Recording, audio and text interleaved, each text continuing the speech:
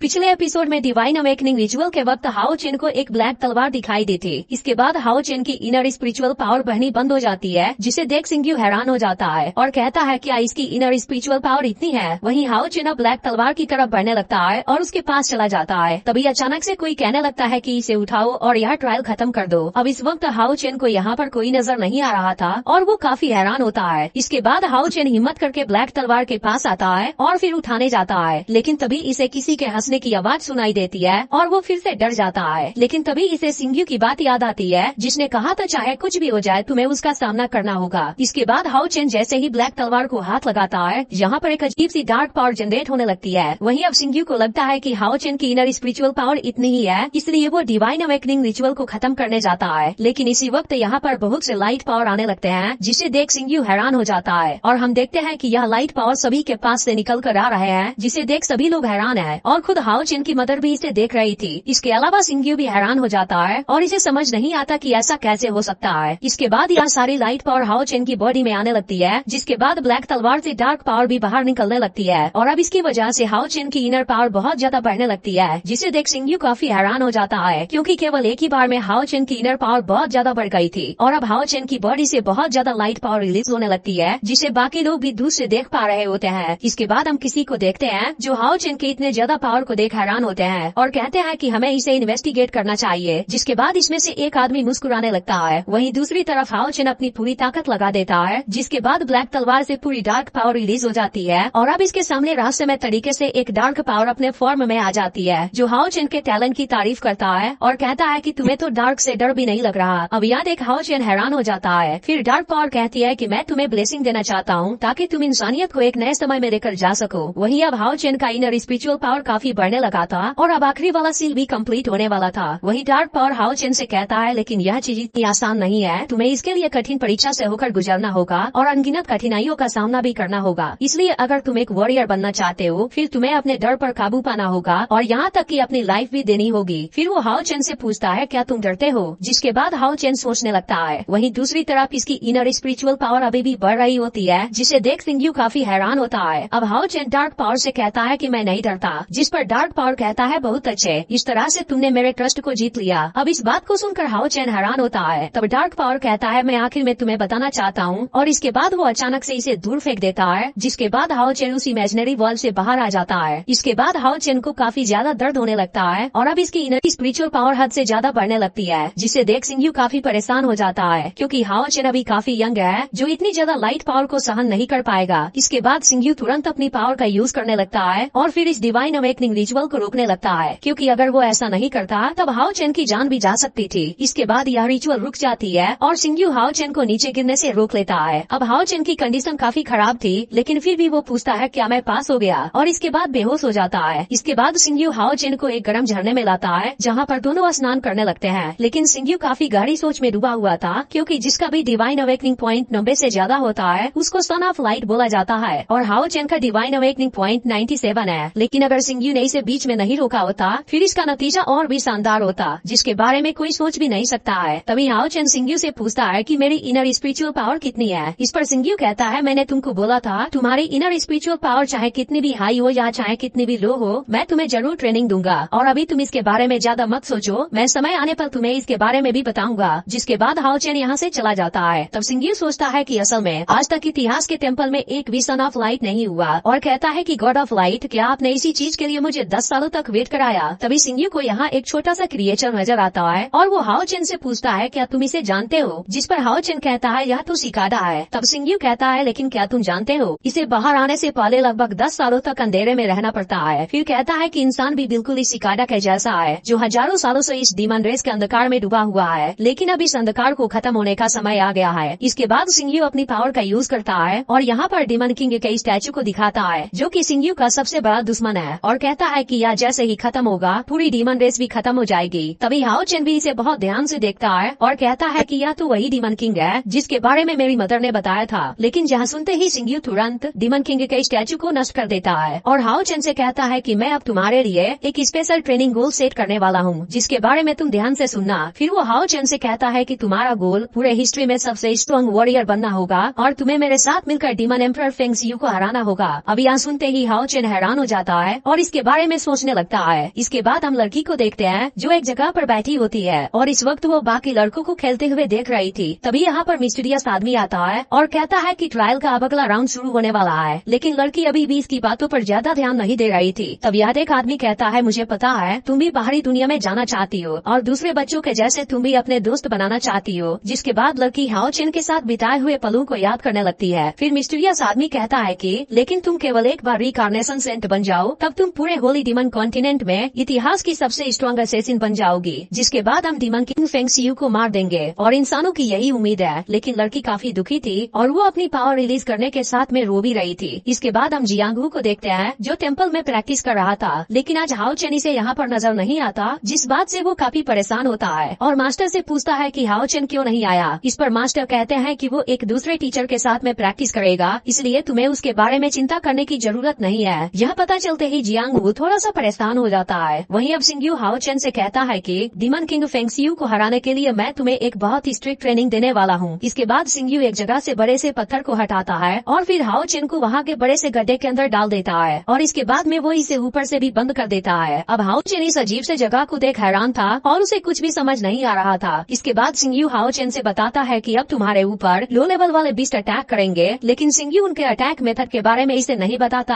अब यहाँ पर ये बीस्ट हाओ चेन पर अटैक करने लगते हैं, लेकिन हाओ चेन खुद को नहीं बचा पाता क्योंकि यहाँ पर उसे कुछ भी नजर नहीं आ रहा था। तब सिंग्यू कहता है कि भले ही तुम नहीं देख सकते हो लेकिन सुन तो सकते हो, लेकिन हाओ चेन अभी भी कुछ नहीं कर पाता और ये बीस्ट इसे बुरी तरह से जख्मी कर देते हैं और यह चीज असल में इसकी मॉर्निंग प्रैक्टिस है। इसके बाद सिंग्यू हाओ चेन को बाहर निकाल लेता है और कहता है कि नून में तुम्हें स्टडी करनी होगी और गर्म झरने में स्नान करते समय तुम्हें मॉन्स्टर के नॉलेज को ध्यान में रखना होगा। फिर तुम्हें एनालाइज करना होगा कि वो कैसे अटैक करते हैं और फिर तुम्हें उनके वीकनेस को खोजना होगा। फिर सिंग्यू बताता है कि आफ्टरनून में तुम्हारी फिजिकल ट्रेनिंग होगी जिसकी वजह से तुम्हारी ताकत बढ़ेगी और एक स्ट्रॉन्ग बॉडी बहुत ही जरूरी होता है। इसके अलावा लगातार ट्रेनिंग करके ही अपने गोल को अचीव कर पाओगे। और इस तरह से सिंग्यू हाओ चेन के उसके पूरे ट्रेनिंग प्लान के बारे में बता देता है जिसमें इसको काफी मेहनत करनी होगी। इसके बाद सिंग्यू हाओ चेन से बहुत ज्यादा प्रैक्टिस करवाने लगता है क्योंकि वो किसी भी तरह से हाओ चेन को सबसे स्ट्रॉन्ग वॉरियर बनाना चाहता है। लेकिन जब हाओ चेन माउंटेन के ऊपर चढ़ रहा होता है तभी वो अचानक से नीचे गिर जाता है और एपिसोड यहीं पर एंड हो जाती है। तो यह एपिसोड आपको कैसा लगा कमेंट करके जरूर बताइएगा और अगर आपने पिछला पार्ट मिस कर दिया हो तो लेफ्ट वाली वीडियो जरूर देख लीजिएगा और चैनल पर नए हैं तो चैनल को सब्सक्राइब करके नोटिफिकेशन को ऑल पर जरूर सेट कर दीजिएगा।